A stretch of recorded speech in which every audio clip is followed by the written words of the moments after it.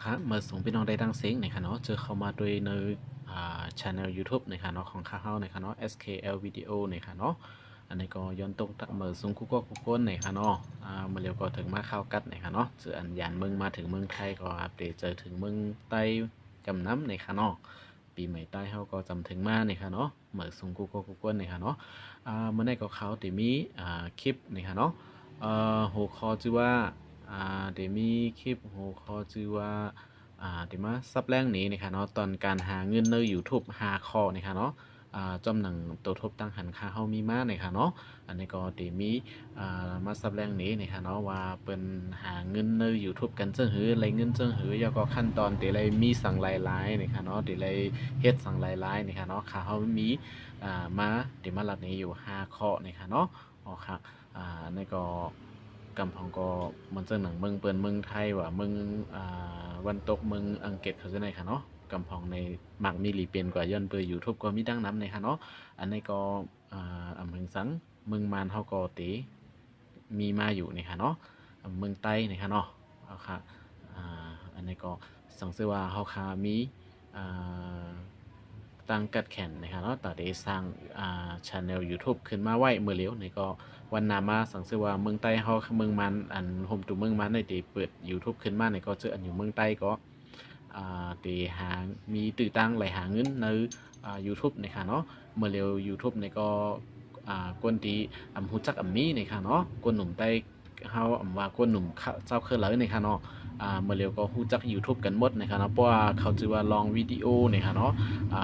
ตั้งลองสัง CM ว่านะครับเนาะอันเป็นวิดีโอดาเดด้วยในที่เป็น YouTube นะครับเนาะอันยาวสีเปิ้นเย้านะครับเนาะในกำหาได้นะครับเนาะอ๋อค่ะมันได้ก็ข่าวที่มีมาลัดนี้นะครับเนาะอ๋อค่ะสังเกตว่าน้องๆก็เลยไข่ตามด้วยนะครับเนาะก็ติเลยมีลองเย็นกันนะครับเนาะนั่นหึงนะครับเนาะอ่าสุดโหนนะครับเนาะตั้งใจตั้งข้อใส่เฮ็ดนะครับเนาะไรเงินไหนก็จอมวาสนาสีนะครับเนาะมือนามาติไรก็เป็นไรนะครับเนาะอ๋อค่ะอันนี้ก็ข่าวติมีอยู่5ข้อมาลัดนี้นะครับเนาะสับแรงในตอนการหาเงินใน YouTube นะครับเนาะ5ข้อนะครับเนาะติมีสังหลายๆนะครับเนาะอ๋อค่ะอันนี้ก็ข่าวติมาลัดนี้นะครับเนาะอันที่1นะครับเนาะอ๋อค่ะโหลเลยมี Gmail นะครับเนาะ Gmail ตอนตาตีเปิดchannel นะครับเนาะ YouTube นะครับเนาะเปิดช่อง YouTube นะครับเนาะเพราะว่ามี Gmail ในห้องคาตีเปิดอำไลนะครับเนาะ Gmail ในแต่ก็Google ก็ตีมีกันว่าอยู่เย้านะครับเนาะย้อนเปิดว่าโฟนมือถือเฮา Google นะครับเนาะโฟนเฮาคานะครับเนาะเพราะว่าเฮาคาตีจันเอาโหลดเอาสั่งเสียมว่าใน Google Play Store ในนั้นนะครับเนาะเฮาคาตีเลยใส่ Gmail อยู่ข้างเผข้างมันนะครับเนาะอ๋อค่ะGmail อันว่านั้นเฮาขาดที่เฮ็ด YouTube ในมันได้เฮาขาดใส่ Gmail อยู่นะครับแล้วก็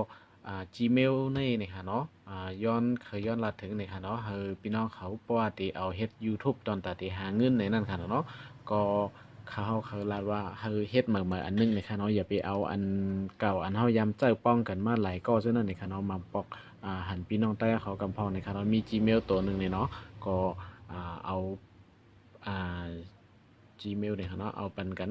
กว่าเจ้าเนี่ยค่ะเนาะเอาใส่ปันก้อนนั้นก้อนไหนเนี่ยค่ะเนาะเพราะว่ามีอีเมลเนี่ยค่ะเนาะยกก็เจ้าป้องกันเช่นนั้นเนี่ยค่ะเนาะเป็นเดฮู้ของเฮาหมดเนี่ยค่ะเนาะเพราะว่าเฮาติมาเฮ็ดลองหาเงินหาตองนะเฮาค่ะก็ติเลยเก็บซิมหลีๆเนี่ยค่ะเนาะแล้วก็สังเกตว่าเฮาค่ะเฮ็ด Gmail มา1อันนั่นเนี่ยค่ะเนาะเฮาค่ะถูกหลีเก็บซิมแล้วก็ต้องกึมไว้หมายลับมันเนี่ยค่ะเนาะพาสเวิร์ดเนี่ยค่ะเนาะหลีๆเนี่ยค่ะเนาะอย่าไปปันไผฮู้ล่าๆเนี่ยค่ะเนาะอ๋อค่ะสังเกตว่า เอาค่ะมี Gmail แล้วนี่ค่ะเนาะเอาค่ะอันนี้ก็จะเป็นขั้นตอนที่1นะคะเนาะเพราะว่าเขาค่ะมีหรืออะไรมี Gmail นี่ค่ะเนาะตอนเราเปิด Channel YouTube นี่ค่ะเนาะสังเกตว่ามีแล้วนี่ค่ะเนาะมาตอนที่2นี่ค่ะเนาะเพราะว่าตอนที่2นี่ค่ะเนาะ YouTube เฮานี่ค่ะเนาะตีเลยเปิดตั้ง YouTube เฮานี่ค่ะเนาะเฮา Google นี่ค่ะเนาะมาเสิร์ช Advertise นี่ค่ะเนาะโจทย์หญ้านี่ค่ะเนาะโฆษณานี่ค่ะเนาะบ่เป็นความไทยนี่ค่ะเนาะอ่า ติเลยว่าความใต้เฮาค่ะว่าจังซี่ค่ะว่าปืนเผาในค่ะนะคือพวกเปิ้นบ่ได้ฮู้จักลองเฮานำนั่นคั่นเนาะ ก็เขาขายสังของสังเสียมว่าลองสังเสียมว่าเขาก็เปิ้นเผาเขาเปิ้นฮู้จักนั่นค่ะเนาะเปิ้นได้เขาค่ะได้เลยเปิดเป็น YouTube นี่ค่ะเนาะเฮาในการตั้ง YouTube เฮาค่ะนั่นนี่ค่ะเนาะเฮา Google นี่ค่ะเนาะ YouTube ก็เป็นของ Google นั่นค่ะนะก็ Google นี่ได้เอาadvertising นี่ค่ะเนาะโฆษณานี่ค่ะเนาะโจรยาอันนั้นก็ปืนเผานี่ค่ะเนาะเอาค่ะอันนั้นก็เปิ้นได้มาใส่เป็นในคลิปเฮานี่ค่ะเนาะเพราะว่าเฮาค่ะเปิดคลิปวิดีโอใน YouTube ขึ้นมาเนี่ยครับเนาะอันมันขึ้นมาสีหมอก4-5 สักกันอันนั้นก็เด็กขามกว่าจังนั้นครับเนาะอันนั้นก็เหมือนจังนั้นเป็นป้ายตัวเล็กเป็นสีเจงเซฟออกมาจังนั้นนาวิดีโอเตียนเฮาคาตัวอยู่นั่นเลยครับเนาะอันเฮาคาที่ได้หมอดแปดนั่นครับเนาะอ๋อค่ะเฮาคาก็ที่ไรก็เปิดปันเฮา Google นั่นมาเสิร์ชจอยหยังเนอYouTube ของเฮาเนี่ยค่ะเนาะวิดีโอของเฮาไลค์นี่ค่ะเนาะอ๋อค่ะแล้วก็ไล่นี้นั่นเฮาค่ะก็เพราะว่าเฮาค่ะเปิดเสยเอาเนี่ยเฮาค่ะก็เปิดจ้ามด้วยวิดีโอเดียนเฮาค่ะอัปโหลดขึ้นไว้นั่นนี่ค่ะเนาะจ่องมันมีจอยหยังเข้าย่อ5โฆษณาเข้าย่อ5นี่ค่ะเนาะสังเกตว่ามีเย้านี่ก็เฮาค่ะก็อ่อนกันกว่าดีขั้นตอน3นี่ค่ะเนาะว่าจะมีสั่งนี่ค่ะนะครับอันนี้จะเป็นข้อที่3นี่ค่ะเนาะดีเลยเปิดอันนั้นเฮ็ดไว้ Google AdSense นี่ค่ะเนาะตอนตาดีเลยเงินแลทัดสร้างด้วยจอมนี่ค่ะเนาะป้อเปิดอันไหนไรเงินนี่ค่ะเนาะครับอันไหนมันจะเป็นป้อเฮาค่ะจะเป็น Google AdSense นี่ค่ะเนาะกับเนาะอันนี้ครับเว็บไซต์มันจะเป็นโลโก้จังไหนนะครับเนาะ Google AdSense เนี่ยจะมีโลโก้จังไหนนะครับบ่เร็วเนาะเนาะgoogle-adsense.com อันนั้นก็พี่น้องเขาเข้ากว่าที่sign up ที่ในไลน์นี่ค่ะเนาะที่ในค่ะเนาะ Google AdSense sign up นี่ค่ะเนาะเฮาค่าสมัครนี่ค่ะเนาะเฮ็ดGoogle AdSense ไลน์นี่ค่ะเนาะอันนี้ก็เฮาค่าก็ใส่อีเมลเฮาค่ากว่าไลน์นี่ค่ะเนาะแล้วก็ติ๊กอ่านต่างๆมันนี่ค่ะเนาะวันหน้ามาค่ะเฮาติเฮ็ดเสเอามาขึ้นบันพี่น้องเขาตัวอยู่นะคะเนาะอันสมัครsign up Google AdSense นะคะเนาะสังเกตว่ากำพองอันใบมอนะคะเนาะคลิปเฮ็ด Gmail ได้ก็ค่ะเฮาเลยเฮ็ดเสเอาขึ้นไว้แล้วนะคะเนาะซอหาซอกหาด้วยนะคะเนาะคลิปอันเก่านะคะเนาะไลน์เฮ็ด Gmail เลย Facebook นะคะเนาะมีอยู่ในอันเก่านะคะเนาะอันนี้ก็บ่มีตื้อต่างในติมาเฮ็ดปันไลน์สมัครsign up นะคะเนาะเฮ็ด account Google AdSense อันนี้นะคะเนาะเพราะเฮาค่ะมี Gmail แล้วนะคะเนาะเอามาเฮ็ดอันในแทงกำนึงนะคะเนาะเฮ็ดสั่งแลติเลยเฮ็ดขลาในพวกเฮาค่ะเฮ็ดอันไหนนะคะเนาะมันติปันเงินเฮาค่ะนะคะเนาะเฮาค่ะติเลยเอาเฮ็ด Google account AdSense account อันไหนเสร็จแล้วก็เอากว่าลิงก์กับYouTube เฮาค่ะเนาะเพราะว่าเฮาค่ะเฮ็ดอันไหนในมันติปันเงินเฮานะคะเฮาค่ะก็เหมือนว่ากว่าเสิร์ชโจญากว่าเสิร์ชโฆษณาเฮาค่ะเปิ้นได้มาใส่ขึ้นก็คือก็ยาวนี่ค่ะเนาะกุยกาเฮาเต็มไรเงินเลยว่ากว่าโจญาเปิ้นหลายๆโฆษณาเปิ้นหลายๆก้อยนี่ค่ะเนาะอ๋อค่ะอันนี้ก็ที่เป็นเฮ็ดการเฮ็ดหลายๆรายการตอบแทนนี่ค่ะเนาะอ๋อค่ะแล้วก็ข้อที่3ยาวโตนี่ค่ะเนาะแล้วก็ได้มีแทงข้อที่4ที่5นี่ค่ะเนาะอ๋อค่ะข้อที่4นี่จะคือขลาดในติไลมีตีอยู่ไว้ในเมืองอัน YouTube เปิดหาเงินไรนั่นก้อยนี่ค่ะเนาะเหมือนซึ่งหนังเมืองมานเฮานั่นนี่ค่ะเนาะYouTube เตไปเปิดปันนี่ค่ะเนาะ YouTube เมียนมาเนี่ยมันเตไปเปิดเป็นตั้งการแล้วก็ไปเฮ็ดให้เฮาหาเงินไรในมันนี่ค่ะเนาะเมื่อเร็วกำพองมาอยู่เมืองไทยเกาหลีอันนั้นคนเมืองไต้นี่ก็มาปึงตีอยู่ในเมืองไทยเสเปิดYouTube account ไว้ก็มีนำอยู่ในค่ะเนาะเจอมาเมืองไทยนี่ค่ะเนาะอ๋อค่ะย้อนตัวเมืองมันไปเปิดอันในค่ะเนาะอำเภออำนานในค่ะเนาะมันก็ตึงเตเปิดอยู่ในค่ะเนาะฮู้ว่าได้เป็นปีเลยในค่ะเนาะย้อนไปว่ามันเฮิงๆมาได้ๆว่าๆในค่ะเนาะเพราะว่า YouTube เนี่ยมีเผยฮู้จักในค่ะเนาะเจ้าของกันกูเจอกูลองในก็สังเกตว่าใครให้เปิ้นฮู้จักในนั้นก็นอกเสียกว่าเสิร์ฟในทีวีในคุยความเจอในยาวเสียมก้าเสิร์ฟป้าใน YouTube มาป้านี่ค่ะเนาะกว่าลงใส่กับเป็นข่าวใน Google เสียใส่ใน YouTube ไลน์นี่ค่ะเนาะอันนี้ก็ติมีตื้อต่างนี่ค่ะเนาะเมืองมันก็ติเป็นอยู่วันนึงนี่ค่ะเนาะ เมื่อเหลียวนี่ก็เมืองไทยนี่ค่ะเนาะกำพองก็ดีอยู่ในเมืองไทยอำนั้นก็อยู่เมืองไทยนี่ก็ก็เอาตีอยู่เฮนดิกไว้ก็ไอ้เสอันมาเหตุการณ์อยู่เมืองไทยนี่เสใส่ขึ้นไซน์อัพไว้นี่ค่ะเนาะแล้วก็อ่าเฮ็ดช่อง YouTube Channel YouTube ไว้อยู่นี่ค่ะเนาะอ๋อค่ะอันนั้นก็มาต่อกันนี่ค่ะเนาะแต่ไรมีดีอยู่ในเมืองอัน YouTube เปิดหาเงินไรนั่นก้อยนี่ค่ะเนาะเหมือนจังหนังเมื่อเหลียวเมืองไทยนี่ค่ะเนาะก็เปิดหาเงินไรนี่ค่ะเนาะเฮ็ดสังใดแต่ไรมีดีอยู่ไว้คาราในย้อนเบอร์ว่าเพราะว่าเฮาคาเฮ็ดYouTube เย้านะครับเนาะใส่โจยาโฆษณาเย้านะครับเนาะเย้าก็กูเกิดอาเซนหมายที่3เดนคารัดมาเมื่อกี้นั่นก็เปิดเย้าตัวลีงามนะครับเนาะเพราะว่าเฮาคาไหลเงิน$10นะครับเนาะเต็มเงิน$10เมื่อไหร่นะครับเนาะมันได้ส่งลิกมาตีเห็นลิกตีอันเฮาคาใส่ไว้นั่นนะครับเนาะตีอยู่อันเฮาคาใส่ไว้ในGoogle Account เฮาคานั่นนะครับเนาะใน AdSense นะครับเนาะ Google AdSense นะครับเนาะเพราะว่าเงินเต็ม$10เมื่อไหร่นะครับเนาะมันได้ส่งมาส่งลิกมานะครับเนาะสังเกตว่าเฮาคาไปมีเงินรายละ$10เนี่ยมันก็ได้ไปส่งมาปันนะครับเนาะเฮาคาก็ได้ไล่เปิดนะครับเนาะเฮาคาเปิดสร้างไล่เย้านี่ค่ะเนาะไปไล่หับหมายยืนยันอันในก็เตรียมไล่นี่ค่ะเนาะมันได้ส่งมาปันดีอยู่นี่ค่ะเนาะส่งมาดีอยู่เฮานั้นมันได้ส่งลิงก์มาปันเฮาค่ะนี่ค่ะเนาะลิงก์มันได้เป็นจะเป็นจังไหนนะครับเนาะจะเป็นแคปหางจังไหนนะครับจะเป็นซองลิกจังไหนเกี่ยวกับพวกเขาเข้ามาเปิดตั้งในมันนะครับเนาะมันจะมีหมายลับนะครับเนาะมันจะมีเป็นพาสเวิร์ดนะครับเนาะหมายลับพาสเวิร์ดที่เขาส่งมาปันนั่นจะมีอยู่6ตัวจังไหนนะครับเนาะ6ตัวแล้วก็เอากว่าใส่